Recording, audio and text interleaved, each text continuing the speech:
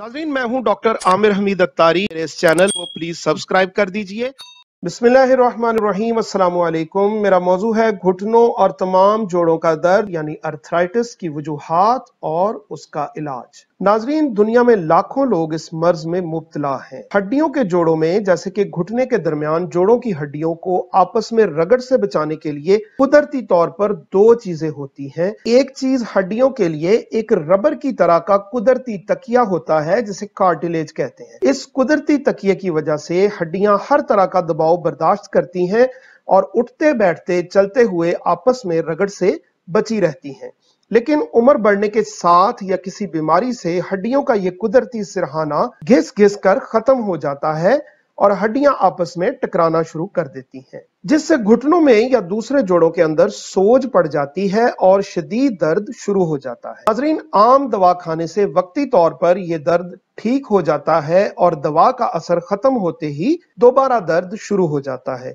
जोड़ों में इन कुदरती तकियों के साथ एक दूसरी बड़ी जरूरी चीज होती है जिसे साइनोवियल फ्लूइड कहते हैं। नाज़रीन, ये जेली की तरह का शफाफ मादा होता है। ये मादा जोड़ों में वही काम करता है जो किसी मशीन में तेल करता है। जोड़ों को तेल की तरह तर रखता है और खुश्क होने से बचाता है और जोड़ों की हरकत आसान बनाता है। जोड़ों के अमराज में ये मादा भी मुतासिर होता है और इसकी कमी या खराबी हो जाती है, जिससे हड्डियां आपस में रगड़ने लगती हैं और जोड़ों की झिल्ली में सोजन हो जाती है और घुटनों या जिस्म के दूसरे जोड़ों में शदीद दर्द होता है। इसके अलावा भी एक बीमारी में जोड़ों की हड्डियों के किनारों की सोजश की वजह से भी घुटनों या जिस्म के दूसरे छोटे जोड़ों में दर्द हो सकता है।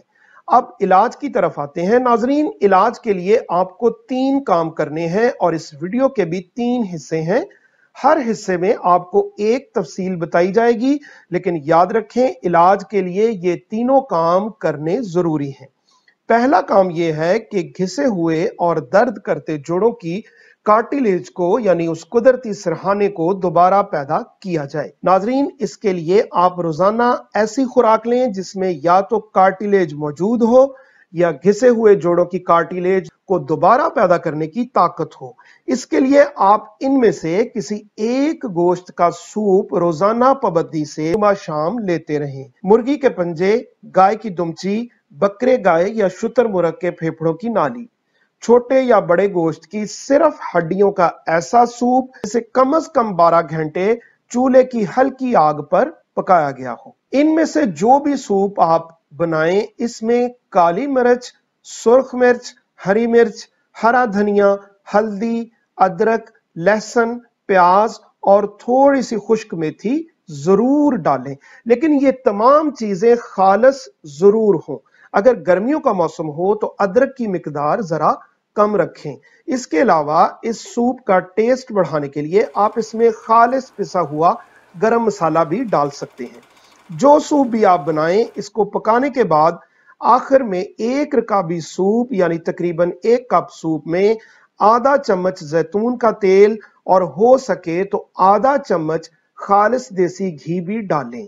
और देसी घी हो सके तो देसी गाय का जरूर डालें, वरना जो देसी घी भी मुयस्सर हो उसकी सिर्फ आधी चम्मच डालें, उससे ज्यादा मत डालें। नाजरीन, इस सूप को आप रोटी के साथ भी ले सकते हैं और वो रोटी किस आटे की हो और कैसी खाई जाए, ये इस वीडियो के दूसरे हिस्से यानी अगली आने वाली वीडियो में मुकम्मल इलाज के दूसरे हिस्से के साथ तफसील से बताया जाएगा। ये तो हो गया एक इलाज।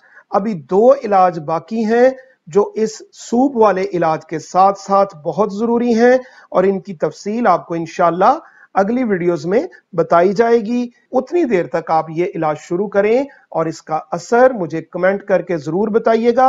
अगली वीडियो कब आएगी ये जानने के लिए इस चैनल को जरूर सब्सक्राइब करें और बेल आइकॉन प्रेस कर दें। इस वीडियो को लाइक और शेयर जरूर कीजिए। शुक्रिया। अस्सलाम वालेकुम।